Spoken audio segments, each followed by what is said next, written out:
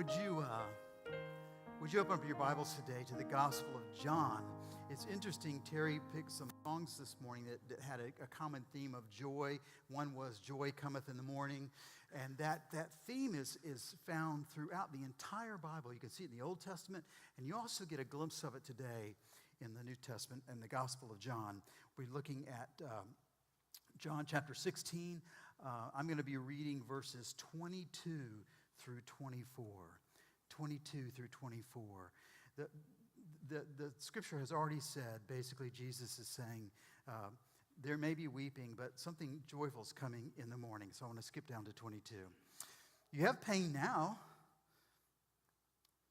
but I will see you again, and your hearts will rejoice, and no one will take your joy from you. On that day, you will ask nothing of me. Very truly, I tell you, if you ask anything of the Father in my name, he will give it to you. Until now, you have asked for nothing. You have not asked for anything in my name. Ask, and you will receive, so that your joy might be complete. May God bless the reading and the hearing of God's holy word. Now, for those of you that know me very well, especially those that live with me, they know that I am driven to finish anything I start. If I start a project, it's like it must be completed. I'm hardwired to see it all the way through. It's almost like I cannot let something go. Once I start it, it has to be finished. And I put up garage doors in the middle of the night. I've done all kinds of crazy things. I've put motorcycle motors together in the middle of the night just because I have to see it. I have to see it through. It's really important to me. So, in 2005, I moved where? I moved here to Orlando, the city of perpetual construction, right? Perpetual, especially I-4. It's the worst. And what do you suppose I encountered right off the bat coming to Orlando? Some of you haven't been around long enough to know this. I encountered a nice person. Thank you, nice, to bring me water. I appreciate that so much. Other than encountering nice people, I encountered the I-4 bridge over the St. Johns River. It wasn't always 6-lane the way it is now. It was going under construction. That was the first thing, all kinds of traffic jams. But then I'm driving down I-4, and what do you think I see in this my I-4 under construction experience? I see this huge mirrored building.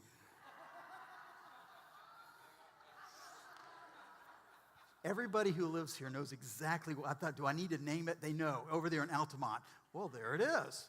Look at that. We're going to get to those pictures in just a second. So I said, what is that thing? And I heard it has a nickname, and I may offend somebody, but I got this off the internet. It must be true. So here it goes. The nickname is the I-4 eyesore. I've also heard it referred to as the eyesore on I-4. I guess it depends whether you're going west or east. You know, it's one. Anyway, so, I've been driving by that thing now for 11 years. And for those of us that are kind of OCD on completeness, getting things done, every time I go by it, I'm like, I want to get out there and do something. I just want to add something to it so there's a change of some kind. It starts moving through. And I'm not the only person that's bugged by that slow motion progress. Because do you know this building, the I-4 eyesore, I'm going to give you the real name in a second. Do you know it has its own Facebook page? I'm serious. Here it is. I found it. It's true. You can look it up. It's called Tear Down the I-4 Eyesore. So Google that, and you'll find people post comments on the page. And sometimes the building talks back. So I'm going to give you those things. Here you go. So here's the first post. What's with this thing? I was in high school when they started, and I graduated in 2004, and it's still under construction. And here's some fun facts. You can, on the page, there's fun facts about the never-ending project. Like babies born when ground was broken are now eligible for their driver's permit. That would be some of you over here. So things have been going on a long, long time. So occasionally, as I said, the building talks back. So the building has actually put some comments on the page itself, listing the building's feelings on the matter. And here it is, quote, "Some call me the shrine of emptiness. Another year and I'm still here. And I ain't getting any closer to completion either." So, it's the poor. I started to feel for the building. I mean, it's so critical of the building driving by it all the time. So the perpetual construction project's real name is called the Majesty Tower. If you know that, it was begun way back in 2001. That's when that thing started to be built. And it was done by the Christian TV network Super Channel 55. And the owner didn't want to take on any debt, so the things go. So as one reporter observed, they're putting together what seems like one nail at a time. It's very slow, unfolding progress. So Claude Bowers, he's one of the representatives. You see him on TV if you watch the station. He says the builders have a pay-as-you-go attitude toward the construction, but I'm kind of saying, hey, we're on the doorstep of 2000 and... Not 16, 17, right. I haven't seen anything change in a long time. So just saying. But not everyone is so down on the landmark. Some people actually like the building. And one post said, "I like the design. So I don't know why they call it the eyesore on I-4. And perhaps that is because it's simply unfinished." There's been a couple of times in my life, if I'm willing to be honest enough with myself, I can get the feeling of maybe I'm my own shrine of emptiness, not completed, not finished, not yet what I'm supposed to be, not yet what God created me to be. And I'm not alone in those feelings. I think C.S. Lewis captures it lovely when he says this. He says there's a signature on each soul. That's something you were born desiring. You've never had it, and all the things that ever deeply possessed your soul have been but hints of it, tantalizing glimpses, promises never quite fulfilled, echoes that died away just as they caught your ear.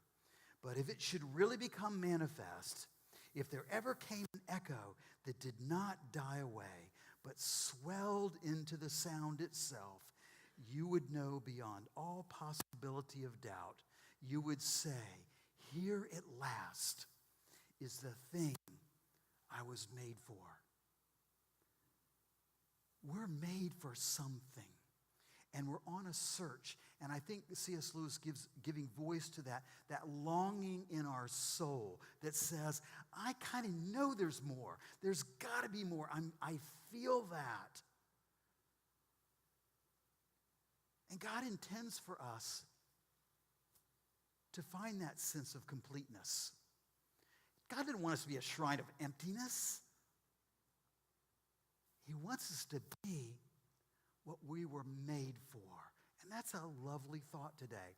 So we're in this series called But Wait, There's More. And I introduced that last week with a passage out of Philippians. And I want to return to that just a bit today as we look at what the Apostle Paul had to say about this idea of there's something more, but wait, there's more. So this is out of Philippians 1, verse 6. I'm not going to read the whole passage this week. We did that last week. But here's the verse. Paul says, "I'm confident of this, that the one who began a good work among you will bring it to completion." Bring it to completion by the day of Jesus Christ. Now, the word Paul uses there for completion is epitelese, Greek word. You don't need to worry about remembering that. It's from two words, plero, and which means to fill full, and teleo, meaning to bring to an end. So if you put those things together, it means to bring to realization, to fulfill something that's going on, a purpose, a person, a project, to bring it into complete realization. And it's a reflection of the Old Testament concept that's expressed primarily by the word mala. Don't worry about these Hebrew words and Greek words. It's just that word to fulfill in Greek goes right back to this Hebrew word. It means to accomplish, to be finished. So what we see in the Greek is just a translation of what the people of God were hearing from God for a long time in Hebrew or Aramaic. It's part of the covenantal code in Exodus 23. God says, I will fulfill, that's that word complete, I will fulfill the number of your days. And it's reflecting back to the promises. God is saying, I'm promising I'm going to make you a great people. I'm promising that joy's coming in the morning. I'm promising there's something more. I'm making this covenantal promise with you, and I will bring it to completion. I will fulfill it. I will bring it into realization. And I think Paul may have that sense going on in his mind, that idea of fulfillment when he said, the one who began a good work in you, among you, that same one's going to bring it to completion, fulfilled, realization. It's that reflecting that sense of that Hebrew word mala and the Greek word to bring to an end, to complete what we were promised, what was promised to us by God. Now, the ground of Paul's confidence as he's speaking to the church at Philippi, he's very confident in these words because he believes God's grace will persevere. God's grace is going to carry folks through, not kind of leave them fumbling and stumbling. He says it will get you there. God will get you there if you don't resist.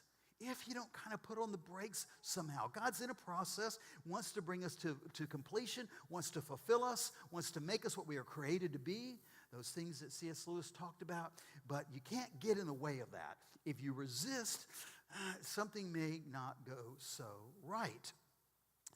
But that's the problem, isn't it, in our human condition? We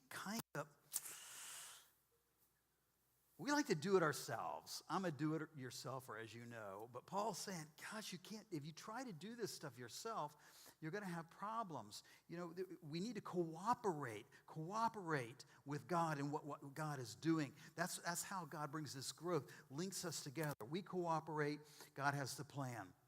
But there's that little phrase about not resisting. And that catches us up. It's that urge to work it out for ourselves. Like I said, I'm a doer, I'm a fixer. I love to work things out for myself. I love to see things through. And often when we try to do it ourselves, we think we know the best way, we know how to do it. That's when we get into deep trouble. We're searching for completeness. And anybody who tells you they're not searching for that, the marketers know it, the stores know it, they got you buying their stuff. They're going to make you complete. Buy my product. You'll feel better. You'll smell better. You'll look better. Everything's going to be better. But there's that problem. When we jump in and try to fix it ourselves, find those ways to fulfill our own lives, to complete ourselves, it doesn't work. It's like God created us to fit a particular plan, a very specific particular plan. A mold, some people say. God creates a mold that the human creation is supposed to conform to that mold. And when we step out of that or we try to do it ourselves, we get in the way of the process. And it leaves us even more incomplete, feeling incomplete and frustrated. Now, as I said, I'm a do-it-yourselfer, and I'm cheap, you know that. So I used to have a little Nissan truck, a little 4-speed Nissan truck, and it was manual, and the clutch started to slip on this thing. Anybody still drive manual cars? Got a few. So the clutch started to slip, and I'm thinking, I'm pretty good, and I'm pretty cheap. I'll put a new clutch in it myself. So I do. I get up, I go to the parts store, I buy the parts. Of course, I don't go to the Toyota store because why? More expensive. You go to the knockoff store and you get it half the price. So I go get my knockoff clutch and my little bearings, all the things you have to do to put a new clutch in. I slap all that stuff in the car, feeling quite proud of myself for my achievements. I have completed the task. I am ready to fire the car up. And I fire the car up. And it starts screaming at me. I mean, shrieking, this high-pitched, shrieking noise. And I'm like, whoa, what have I done wrong? And I take it all apart again. Elisa will tell you, anything I do it right, so I do it twice. So I take the whole clutch thing, the transmission off again, and I pull it out. And my this little tiny bearing is all burned up. I'm going, oh my gosh, what did I do wrong? Go back to the parts store. What I found out is it does make a difference if you buy those genuine parts or not. Being cheap doesn't always work because not all the parts are the same. You know, some measurements of less than 1/8 of an inch, they're too small to see, but we can feel them. And sometimes you need a special tool to measure the proper parts to get them exactly right. You need a special tool called a caliper, and some of you know what that is. You can measure really, really small clearances to get the right measurements, to get the exact tight tolerance. And if you don't have the exact tight tolerance and you don't do that, perform that correctly, I read on the parts later, it said, if the exact specified tight tolerance is not done correctly, the part will underperform or possibly fail, resulting in customer dissatisfaction. I was pretty dissatisfied. I went to all that work and I burned it up and I had to go buy all new stuff. So tight tolerances. You know what a tight tolerance is? A sheet of copy paper. That's a tight tolerance. It's about 1/1000th of an inch. And some of these parts, that's how closely they're manufactured. So what I learned from my little cheap experience is that certain parts made by the manufacturer, they need to be made by the manufacturer. They know the exact tight tolerances, the exact specifications. Only their perfectly designed part is going to fit. Anything else, it doesn't work. Now, I don't think we need a caliper to know that there are parts of us that are incomplete, and we'll yet still try to find a way to make it work, to find something more. We'll try to create and put things in our lives. God says it's not fitting the mold. There's something wrong here. And so our lives start to squeak and they start to squeal. We can't force fit parts into our lives that God didn't design for us. God has a plan and a mold, way to complete us. We must go in tandem with that, working out with God, not working against God. So C.S. Lewis said this: if I find in myself desires which nothing in this world can satisfy, the only logical explanation is that I was made for another world. We're going to talk more about that next week, but he's saying we're made for something more than just this. And Jesus comes along and says, I am it. I'm the more. I'm going to tell you, wait, and there's even more than what I've shown you already. I'm working it out. Even right now, I'm working it out. And I'm going to come back again. That's what Paul's talking about in the day when the day of the Lord comes. That's that second coming of Christ. We talk about Advent, preparing for the coming of Christ. Don't forget, Christ says, I'm going to come again. And he's working it out now. And when he comes back, our perfection will be complete, will be finished, just the way God designed us to be. But right now, we're a bit off of that. Maybe sometimes we're far off from that. And we seem to make such slow progress, don't we? You ever stand in front of the mirror, you just look at yourself in the mirror and you say, what's wrong with you? You know? Why aren't you getting any better? And sometimes I think it seems like the Christian life is 3 steps forward and 2 steps back. It seems quite slow. And I'm aware, I think, for all of us that spiritual growth can be very discouraging at times. It's like the I-4 eyesore. It's slow, right? It's difficult to see any real progress. But we want that completion. You know, God kind of has a reason for the way God does things. God wants us to depend on him. God doesn't want us just to jump in and try to squeeze other components to finish ourselves off. It doesn't work. He designed our lives perfectly with a tight tolerance. He knew exactly down to very specific tolerances how our lives were supposed to work. And it only does that when God's in charge of the process. In fact, in charge of everything. We try to run the show, putting on our aftermarket life parts, you know. I'll put them on myself. I'll go get some cheap ones. They're not too hard. I'll go get these and I'll try them out in my life because they're easy and they're cheap. And what we do is we find out our lives squeal. Our lives squeak. They begin to fall apart. So what do? Terry sings the song. What do I do? Where did he go? Somewhere. Okay, he's back there. Got to keep up with you. What do? Jesus says in John 16, that verse I read to you, verses this morning, he's basically saying, I want you to know that the operator is standing by. You know, it's that little catchphrase from the marketers. We're in this But Wait, There's More series. And they always say, you know, operators are standing by. Jesus says the operator's standing by right now. You don't have to wait. Just ask. The verse said ask, and your joy will be complete. Ask, and your joy will be full. Guess what? Same word Paul uses for full.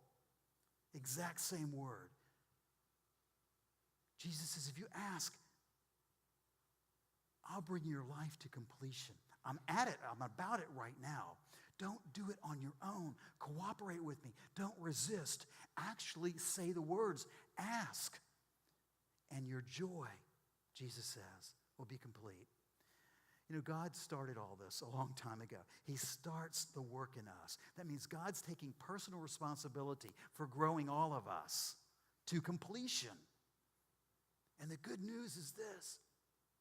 He's not finished yet. He's not done. That means there's great hope for us in the future. The bad news is that since God isn't finished, he's not going to leave us the way we are. And he's not going to leave us alone. That may be comforting to you. That may be scary to you. But God is still at work. I want to close with one more C.S. Lewis quote that I think, again, wraps this up for us today. This idea of operator standing by, moving toward completion. The more we let God take over, the more truly ourselves we become. Because he made us. He invented us. He invented all the different people that you and I were intended to be. It is when I turn to Christ, he says, when I give up myself to his personality, that I first begin to have a real personality of my own. I don't know if that's what you long for. I do. I want a real personality of my own, a sense of completeness. And Jesus says, I'll help you. The operator's standing by. Just seek, ask. Because grace isn't limited to atonement on the cross. Don't stop there, he says. There's more. God intends for you to become completed. Not a shrine of emptiness, but the thing that you and I were made for. And the operator, Jesus says, is standing by. Would you pray with me?